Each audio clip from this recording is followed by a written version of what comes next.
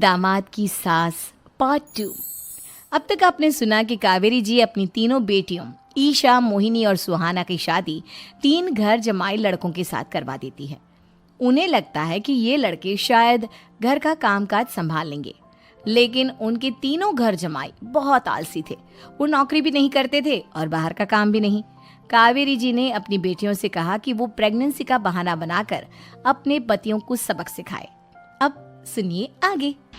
Mummy, आपने जैसा कहा था हमने वैसा ही किया, लेकिन देखिए ना, विवेक का हाल तो वैसा का वैसा ही है।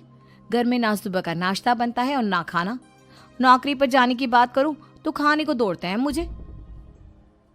हाँ मम्मी, मैंने भी सुमित को कितनी बार कहा कि अगर नौकरी नहीं करनी तो कोई छोटी सी दुकान ही खोल लो। घर का खर्चा कैसे चलेगा? देखो दोपहर के 12 बजने आए और जनाब अभी तक सो रहे हैं। हाँ मम्मी, ईशा और सुहाना ठीक कहती हैं। अविनाश का भी यही हाल है। जब मैंने अपनी प्रेगनेंसी के बारे में कहा तो मुझसे कहने लगा, अरे दूसरी लड़कियां तो 9-9 महीने तक नौकरी करती है, बस डिलीवरी के टाइम छुट्टी लेती है। मोहिनी, तुम भी नौकरी करो। अब मुझे कहाँ नौकरी मिलेगी? मम्मी बताओ अब मैं क्या करूँ? हे भगवान, क्या सोचकर घर जमाई दामाद लाई थी मैं कि मेरी बेटियां मेरे पास रहेंगी और खुश रहेंगी, लेकिन इन आलसी दामादों ने तो हमारी जिंदगी को भी प्रॉब्लम में डाल दिया है। मैं तो कहती हूँ मम्मी, हम लोग वापस अपनी जॉब पर जाना शुरू कर देते हैं। बता देते हैं इन लोगों को कि हमने प्रेगनेंसी का बहाना किया है। नहीं नहीं बेटा, ऐसी गलती भी मत करना। अगर तुमने ऐसा किया तो इन तीनों की आदत और ख़राब हो जाएगी। अरे आज नहीं तो कल कभी तो तुम प्रेग्नेंट होगी, तब वापस यही प्रॉब्लम आएगी। तब क्या करोगी तुम तीनों? हाँ मम्मी, आपकी बात तो बिल्कुल सही है। इन लोगों को तो सुधारना ही पड़ेगा। लेकिन कैसे? सुमित और विवेक, देखो बेटा, मैं ना तुम तीनों से बड़ा प्यार करती हूँ, इसीलिए तो तुम्हें घर जमाई बना कर रखा है मैंने। अरे मम्मी जी, सीधे सीधे कहिए ना, क्या बात है? प्यार तो हम भी आपको बहुत करते हैं। अरे मम्मी जी, आपकी इज्जत भी बहुत करते हैं। अरे भाई, आपके जैसी सास और कमाने वाली बीवी सबको मिलती है क्या? हाँ मम्मी, विवेक और सुमित ठीक कह रहे हैं। आपकी बेटी से शादी करके मेरी तो ज़िंदगी ही अच्छी हो गई है।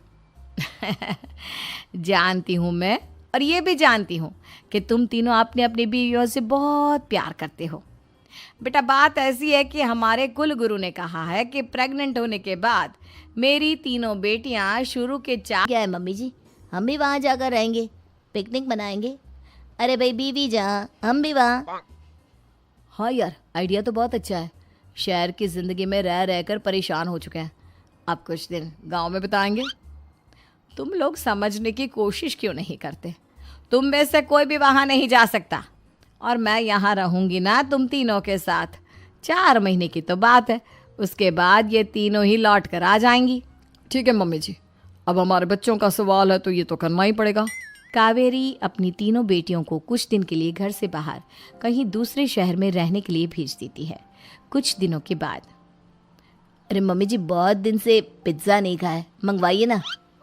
क्या बताऊं बेटा, पहले तो बेटियां खर्चा दे देती थी क्योंकि उनकी नौकरी थी, लेकिन अब तो मेरे पास पैसे ही नहीं बचे। थोड़े बहुत पैसे हैं जो बच्चों की डिलीवरी में काम आएंगे। लेकिन मम्मी जी, आपकी बेटियों को वापस आने में तो अभी बहुत वक्त बाकी है। वही सोच सोच कर परेशान हो रही हूँ। सोच रही हूँ कल से दूध भी बंद करवा देती हूँ। अब दूध वाले को देने के लिए पैसे भी तो नहीं है ना। अरे नहीं नहीं मम्मी जी, अगर दूध भी बंद करवा दोगी तो मुझे चाय कहाँ से मिलेगी? और चाय के बिना मैं तो मर ही जाऊंगा। क्या करूं बेटा, इसके अलावा हमारे पास कोई ऑप्शन नहीं है। मेरे पास पैसे ही नहीं बचे।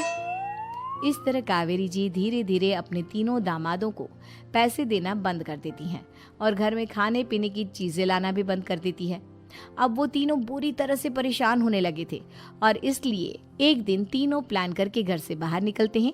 और बाजार में जाने के बाद, यार अच्छा खाना खाए हुए कितने दिन हो गए, पता नहीं कब अच्छा खाना मिलेगा। हमारी बीवियों के जाने के बाद तो हमारी हालत भिखारियों जैसी हो गई है यार। कुछ भी हो, मुझे तो आज पिज्ज़ा खाना ही खाना है। जेब में 1 रुपया नहीं है और पिज्ज़ा खाएगा, कहाँ से आएंगे पैसे? अरे देख, वहाँ सामने बोर्ड पर क्या लिखा हुआ है, कंप्यूटर पर काम करने के लिए एक आदमी की आवश्यकता है। भाई मैं तो जा रहा हूँ, काम करूँगा और शाम तक पैसे लाकर आराम से पिज्ज़ा खाऊंगा। जा जा, तुझे कोई काम नहीं देने वाला, हम तो घर जा रहे हैं। चल भाई सुमित। सुमित और अविनाश वहाँ से चले जाते हैं और विवेक उस कंप्यूटर शॉप पर सारा दिन काम करके 5,000 रुपये कमा कर घर लौट कर आता है और अपने खाने के लिए अच्छी अच्छी चीज़ें भी लेकर आता है। ये देखकर विवेक और सुमित की नौकरी करके अच्छा पैसा कमाने लगे थे। एक दिन कावेरी उन्हें अपने पास बुलाती हैं। अरे वाह, विवेक 40,000 कमा लेता है, अविनाश 60,000 और सुमित तुम भी 40,000 के आसपास कमा ही लेते हो। कुल मिलाकर तुम अच्छे खासे पैसे कमा रहे हो बेटा। हाँ मम्मी जी, बहुत मज़ा आता है जब महीने के एंड में मोटी रकम हाथ में आती है। पूछिए मत मम्मी जी, घर में रहकर रोटी बना बना कर और तो जैसा महसूस होने लगा था मुझे तो। हाँ बेटा, तुम तीनों की बात तो बिल्कुल ठीक है। और जानते हो, अब तुम तीनों की पत्नियां भी वापस लौट कर आने वाली है। लेकिन मम्मी जी, अभी तो उन्हें गए सिर्फ 2 महीने हुए हैं। आपने तो कहा था वो 4 महीने के बाद लौट कर आएंगी। ऐसा कुछ नहीं है बेटा, मैं सिर्फ तुम तीनों को सबक सिखाना चाहती थी कि आदमी घर में बैठकर बीवी की कमाई खाता हुआ अच्छा नहीं लगता। इस दुनिया में हर इंसान को मेहनत करनी चाहिए, काम करना चाहिए, चाहे वो औरत हो या आदमी, ताकि अपने परिवार को संभाल सके। कावेरी की बात सुनकर उन तीनों को अपनी गलती का एहसास होता है और कावेरी उन्हें सच बता देती है कि ईशा, सुहाना और मोहिनी शहर में ही कहीं दूसरी जगह रह रहे थे। शाम के वक्त उन तीनों की पत्नियां लौट कर आ जाती है और कावेरी जी का परिवार एक खुशहाल परिवार की तरह रहने लगता है।